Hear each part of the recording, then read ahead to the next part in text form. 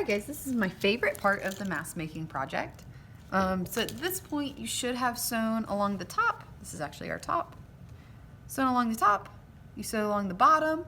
The next step is going to be to flip it inside out. This is the part where you actually see it start to kind of look like a mask. So you open this little pocket part, make sure you shouldn't have sewn either one of these little edges. If you did, let's backtrack a little bit, cut those seams and fix that. But you're going to open this little pocket and you're just going to push with your other fingers the fabric through that hole. This is my favorite part.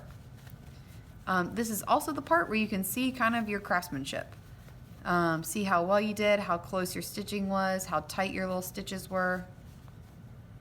So you'll see it looks like a little pillow. And you can push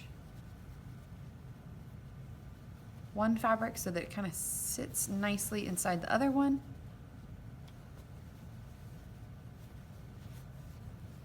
And boom, we start to have a mask taking shape here.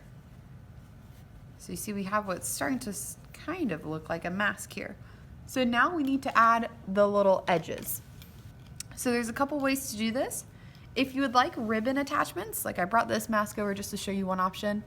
Some people prefer the ribbon versus the elastic little loopies.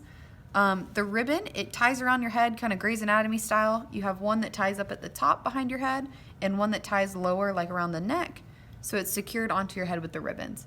If you'd like to do that, that is all fair game. It's very, very similar. The only difference is you'll need 4 kind of long ribbons like this, and you'll sew them one at the top, one at the bottom, one at the top, one at the bottom. And then they're cut so that they can be tied.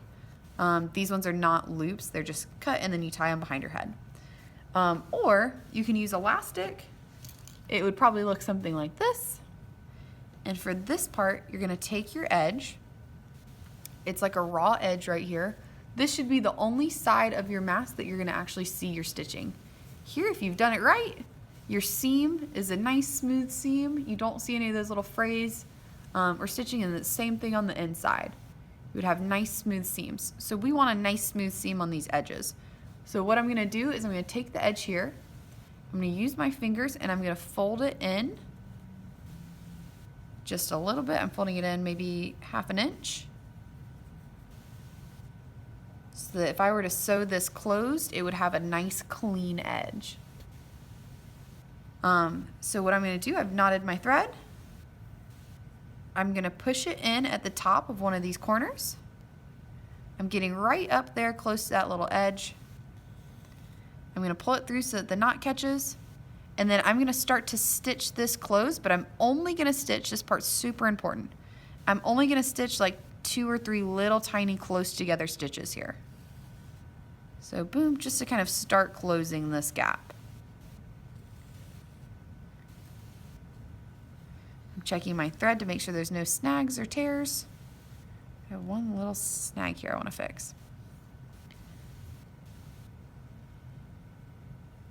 Alright, so I've sewed 3 little stitches on here. Now I want to add one side of my elastic.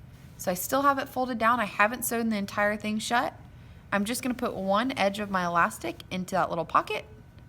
I'm going to push it down about 1/2 inch or so. And I'm going to sew through this little piece of elastic. Now this part is super, super, super important that you hit this multiple times. One stitch, if you only hit this once, like that, as soon as you pull on it, it's going to break your stitching. So you've got to go through that piece of elastic and through your pieces of fabric. I would do it at least 3 times. So there is my second time going through it. And I'm pulling on any of the little snaggies and stuff I get.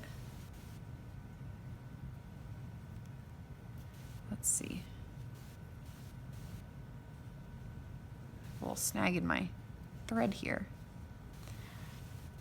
Let me go through there one last time just to make sure that I've kind of thoroughly covered this elastic so that it's not going to pull out. If I'm pulling on it really tight to kind of stretch it to my ear, I want to make sure that's not going to break.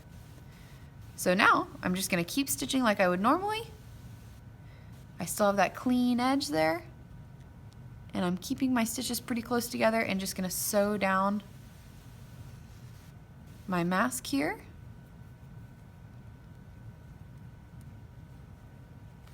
I'm making sure that I've folded it in enough that it's not going to start like unraveling.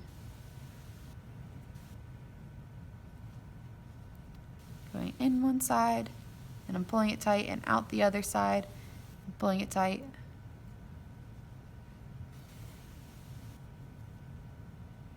This is the only part where your stitching is visible, so make sure your stitches look kind of nice and uniform.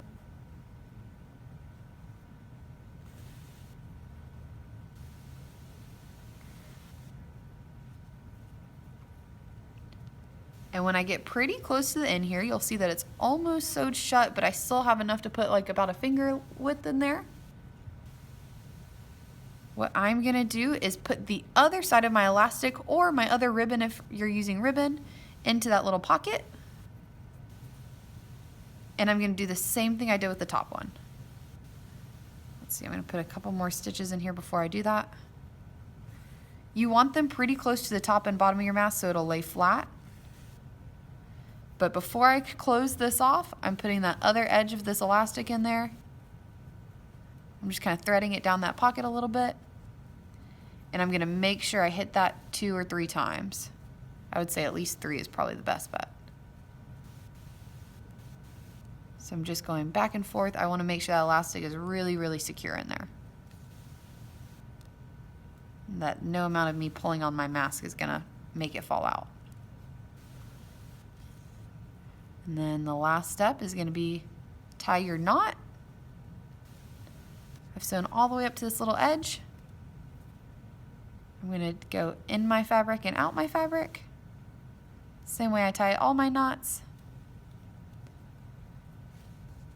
Through the little hole here. In my fabric and out my fabric. Through the little hole here. I'm gonna cut my thread. And then I'm gonna tie the knot. And you're gonna do this exact same thing on the other side with your elastic. Whatever you do on one side, make sure it matches to the other side.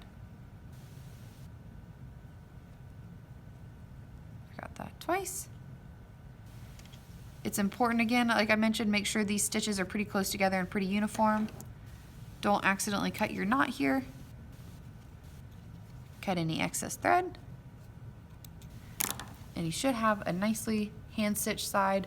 You should be able to kind of tug and pull on this without it falling off or without you worrying about it breaking. You're gonna do the same thing to the other side, and then your mask is done.